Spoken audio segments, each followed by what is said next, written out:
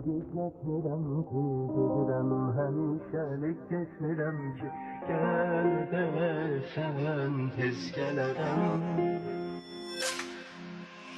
Gözümdə canlanır xəyalım yenədə, yolum qaynolub sənə də burada. Haydi sözsüz ölərəm.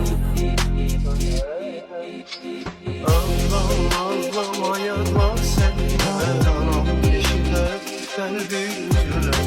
Ağlama bu həsrətin xatirinə. Bulutlar dolarsa yağışlar yağacaq, gözüm yaşımla torpaqda doyacaq. Oluşmasam səninlə bir-birinə. Ben səni istəyirəm, hər zaman gözləyirəm, həsrətə dözməyirəm sevgilim. Ben səni istəyirəm, hər zaman gözləyirəm, həsrətə dözməyirəm sevgilim.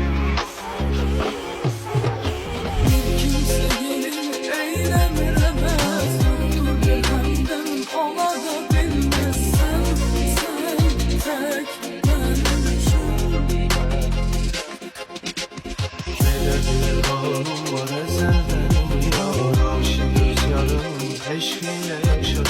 Mən də tək sənin üçün. Hər gün bağlamaq istəyir qəlbim, həm oca dağları aşardı qəlbim. Qayıtsan tezliklə mənim yanıma. Həsrətin ölməsin məndə bilirəm. Ağlama mən tez gəlirəm. Dönüb çıxmaram mən öz peymanıma.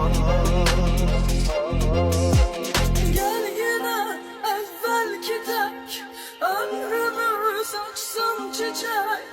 Birbirim xoşbaxt edək sevgilim. Gel yine